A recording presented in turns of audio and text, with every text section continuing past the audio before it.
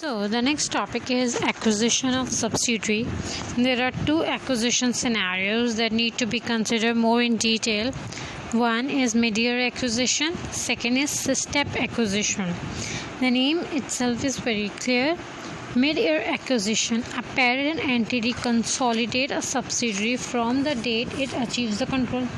This happens partway through the reporting period, when then it will be necessary to prorate the results of a subsidiary so that only the post-acquisition income and expenses are consolidated into the group statement of profit and loss. Step acquisition. Step acquisition occurs when the parent company acquires control of a subsidiary in stages. This is achieved by buying a block of shares at different times. The acquisition accounting is only applied at the date when the control is achieved. Any pre-existing equity interest in an entity is accounted for according to IFRS 9 in case of financial instrument, IAS 28 in case of associate and joint venture, IFRS 11 in case of joint arrangement other than joint venture. At the date when the equity interest is increased and control is achieved, first, remeasure the previously held equity interest to fair value. Secondly, recognize any resulting gain or loss in profit or loss for the year. Third, calculate the goodwill and non-controlling interest on either the partial or full basis. For the purpose of the goodwill calculation, the consideration will be the fair value of the previously held equity interest plus the fair value of the consideration transfer for the most recent purchase of the share at the acquisition date. The following pro forma will be useful: fair value of previously held interest plus fair value of consideration for additional interest plus NCI, non-controlling interest at acquisition date, less the fair value of net asset at acquisition. The net amount will be goodwill at acquisition. If there has been remeasurement of any previously held equity interest that was recognized in other comprehensive income, any change in value recognized earlier are now reclassified to retained earning. Purchasing further shares in a subsidiary after control has been acquired, for example, taking the group interest from 60% to 70%, is regarded as a transaction between the equity holder. Goodwill is not recalculated. This situation is dealt separately further in this chapter or in this topic. Now, disposal scenarios. During the year, one entity may sell some or all of its shares in another entity, causing a loss of a control. Possible situations include: first, the disposal of all the shares held in the subsidiary means 100% disposal. The second, the disposal of the part of the shareholding, leaving a residual holding after the sale, which is regarded as an associate, means from subsidiary you are now becoming an associate. And the third, the disposal of part of the shareholding, leaving a residual holding after the sale, which is regarded as straight investment, means from subsidiary you are moving to simple investment. The accounting treatment of all these situations is very similar. So the disposal is complete 100% disposal. Second is from subsidiary you are becoming associate. Third, you are becoming from subsidiary you are becoming simple investment. Now, disposal in the individual financial statement. In all the above scenarios, the profit on disposal in the investing entity's individual financial statement is calculated as sale proceed less the carrying amount of shares sold. The net amount will be profit or loss on disposal. The profit or loss may need to be reported as an exceptional item, so it must be disclosed separately on the face of parent statement of profit or loss for the year. There may be tax to pay on this gain depending on the tax law in place of the parent's jurisdiction. This would result in an increase in parent's company tax expense statement of profit and loss. Now, disposal in the consolidated financial statement. if the sale of shares cause control over subsidiary to be lost, then the treatment in the consolidated financial statement is as follows. Firstly, consolidate the income and expenses of subsidiary up until the date of disposal. Secondly, on the disposal of subsidiary, de-recognizes assets, liability, goodwill, and non-controlling interest, and calculate a profit or loss on disposal. Third, recognize an remaining investment in shares of the former subsidiary at fair value and subsequently account for this under the relevant accounting standard. For example, if a holding of 20 to 50% of shares would probably mean that the remaining investment is an associate which should be accounted for using equity method. A holding of less than 20% of shares would probably mean that the remaining investment should be accounted for under the IFRS 9 financial instrument. Where control of a subsidiary has been lost, the following template should be used to calculate the profit and loss on disposal. So it is calculated as disposal proceed plus fair value of retained interest. Together these two figures will be added and a net amount will be there. Less will be the interest in subsidiary disposed of. It is calculated as net assets of subsidiary at the disposal date plus goodwill at disposal date less the carrying amount of non-controlling interest at the disposal date. Net amount will be 1 and it will be deducted from the value calculated above. The loss and a profit will be to the group. Whatsoever will be the net amount.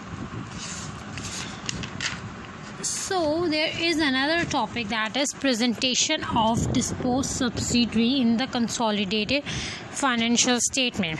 There are two ways of presenting the result of disposed subsidiary. First is time apportionment line by line and the second is discontinued operation.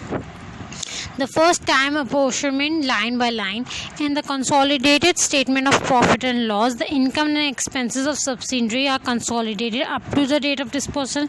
The traditional way is to time proportion each line of disposed subsidiary's result.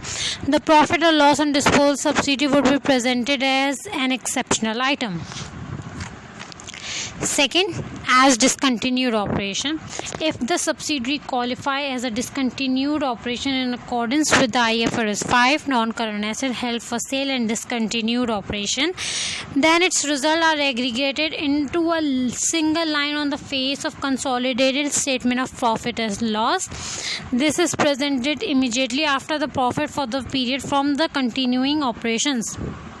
Single line figure will comprise of the profit or loss of the subsidiary up to the disposal date, the profit and loss on the disposal of subsidiary, profit and loss of subsidiary up to the disposal date, plus the profit or loss on the disposal of subsidiary. So disposal is of many types. First, it is you have a subsidiary, you lost your 100% control. We will be calculating group profit and loss on disposal. The second disposal will be from subsidiary to associate, means you are losing the control, now becoming an associate. Third is from subsidiary becoming a simple investment. The fourth type of disposal is you have an associate, now that associate is becoming simple investment. The fifth is you have a subsidiary and it is again a subsidiary. You have disposed some shares, but not like that you have lost the control. For example, you have 70% of shareholding, but now you only have 55 or 60%. Now that is still your subsidiary, but there is, what is the scenario? There is increase in non-controlling interest. No control is lost. So the accounting treatment is driven by the concept of substance. So what will be the treatment when there is no loss of control? Means a subsidiary is still a subsidiary. There is only increase in the non-controlling interest. No control is lost. So Sale of shares without losing control. It is a transaction, in reality is a transaction between the shareholder. No profit or loss arises on the sale of shares. Goodwill is not recalculated. So what is the working? You will be following this pro forma, that cash proceed plus increase in non-controlling interest. This figure will be calculated. I will be explaining it. Cash proceed minus the increase in non-controlling interest will be increase or decrease in the other components of equity. Increase in non-controlling interest is calculated. It is net asset at disposal date plus goodwill fair value method only. Then the both amount will be added and a net amount will be there. Then it will be multiplied by the percentage increase in non-controlling interest. The net amount will be the increase in NCI, that will be the part of increase or decrease in OCI calculation. So what is the double entry of disposal in the consolidated financial statement? When control is lost, bank debit, fair value of remaining investment debit,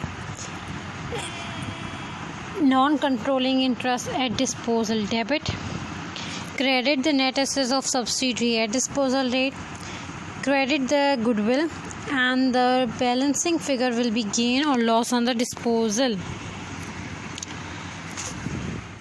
Now there is the example of control to control scenario. There are two ways.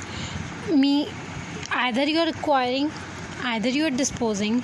Means you have a subsidiary with, for example, 55% shareholding. Now you are getting 70. Now you are getting additional 10%. Now you are going to be a 65% subsidiary. So it's a control to control scenario you are acquiring. There is another example when you have, for example, 80% shareholding and you are disposing 20% of the shareholding. Now your shareholding is 60%. Now it's still a subsidiary. So control to control scenario means subsidiary you are acquiring, you are increasing your shares, and it's still your subsidiary.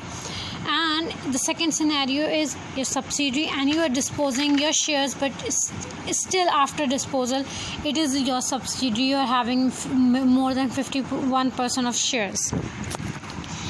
So share purchase that led to the control over another entity being obtained. Second is share sales that lead to control over another company being lost. However, some share purchase will simply increase an entity holding in an already existing subsidiary. Example, increasing holding from 80% to 85%. Similarly, in some share sale will not cause the entity to lose control over subsidiary, like decreasing holding from 80% to 75%. These are control to control scenario. Now there is two things: increase in shareholding, more shares are required. Sale of shares without increase in shareholding in a subsidiary. On second scenario is sale of shares without losing the control. Now the first one is increase in shareholding of a subsidiary. Example, 80% to 85%. When a parent company increases shareholding in a subsidiary, this is not treated as an acquisition in the group financial statement. For example, if the parent holds 80% of the shares in a subsidiary and buy 5% more, then the relationship remains one of a parent and subsidiary. However, the non-controlling holding has decreased from 20% to 15%. The accounting treatment of the above situation is as follows. The non-controlling interest within equity decreases. Secondly, the difference between the consideration paid for the extra shares and the decrease in non-controlling interest is accounted within the equity, normally in other component of equity. Note that there is no profit or loss arise on the purchase of additional share. Goodwill is not recalculated. The following pro forma will help to calculate the adjustment required to non-controlling interest and other component of equity. Cash paid minus the decrease in non-controlling interest. Net amount will be either increase or decrease in the other component of equity. The decrease in the non-controlling interest will represent proportionate reduction in the carrying amount of non-controlling interest at the date of group additional purchase for share. For example, if non-controlling shareholding reduced from 30% to 20%, then the carrying amount of the non-controlling interest must be reduced by 1/3. Now the second scenario is sale of shares without losing the control, for example from 80% to 75%. From the perspective of the group account, a sale of share will result in a parent retaining control over the subsidiary. Is simply a transaction between the shareholders. If parent company hold 80% of shares of a subsidiary but sells the 5% holding, the relationship of control still exists. As such, the subsidiary will still be consolidated in the group financial statement. However, non-controlling interest has increased from 20% to 25%. The accounting treatment above situation will be as follows. The non-controlling interest within equity increases. The second point is difference between the proceed received and the increase in non-controlling interest is accounted within other component of equity. Note that there is no profit or loss arise on the sale of shares. Goodwill is not recalculated. The following pro forma will help to calculate the adjustment required to non-controlling interest and other component of equity. Cash proceed debit, increase in non-controlling interest credit, and the balancing figure will be increase and decrease in other component of equity. The increase in non-controlling interest will be the share of net assets always and goodwill fair value method only of subsidiary at the date of disposal which the parent has effectively sold to non-controlling interest. For example, if the non-controlling shareholding increase from 20% to 30%, then the carrying amount of non-controlling interest must be increased by 10% of subsidiary net asset, and if using fair value method, goodwill. There is a term that needs to be made clear, that is deemed disposal. This occurs when a subsidiary issues new shares and parent does not take up all the rights such that its holding is reduced. In substance, it is a disposal. Now the next topic is subsidiary acquired exclusively with a view to resale. A subsidiary acquired exclusively with a view to resale is not exempt from consolidation. However, if it meets held for sale criteria in IFRS 5, non-current asset held for sale and discontinued operation, then it is presented in the financial statement as a disposal group classified as held for sale. This is achieved by amalgamating all the assets into one line item and all liability into another. It is measured both on acquisition and subsequent reporting date at fair value less cost to sale. The held for sale criteria in IFRS 5 include the requirement that first, the subsidiary is available for immediate sale. Second, the sale is highly probable. And third, it is likely to be disposed of within 1 year of the date of its acquisition. 1 year, it's likely to be disposed of within 1 year of its date of acquisition. The newly acquired subsidiary which meets these held for sale criteria automatically meets the criteria for being presented as discontinued operation. Group reorganization. What is reorganization? A group reorganization or restructuring is any of the following. So these are 5. Any of these is called a group restructuring or simply a restructuring.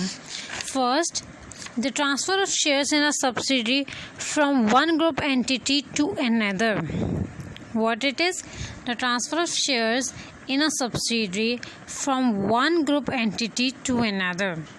Means, for example, the transfer of shares from A subsidiary to B subsidiary. Second, the addition of new parent entity to a group. addition of new parent entity to a group. Third, the transfer of shares in one or more subsidiary of a group to a new entity that is not within a group entity but whose shareholders are same as those of group parents. Fourth, the combination into a group of two or more companies that before the combination had the same shareholder. And last and fifth, the acquisition of shares of another entity that itself then issues sufficient share so that the acquired entity has control of the combined entity. Reorganization and individual financial statement.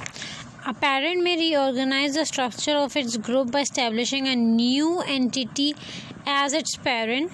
In this case, as long as certain criteria meet, the new parent records the cost of original parent in its separate financial statement as the carrying amount of its shares of entity item shown in the separate financial statement of the original parent at the date of reorganization. The criteria that must be met are as follows. The new parent obtains control of the original parent by issuing the equity instrument in exchange for existing equity instrument of the original parent. Second, the assets and liability of the new group and the original group are same immediately before and after the reorganization. Third, the owner of the original parent before the reorganization have the same absolute and relative interest in the net assets of the original group and the new group immediately before and after the reorganization. The above three rule also applies when an entity that is not a parent establish a new entity at its parent. Reorganization and consolidated financial statement. Assuming that all subsidiaries are 100% owned, a group reorganization generally has no impact on the consolidated financial statement. This is because assets and investment are being moved around within the group.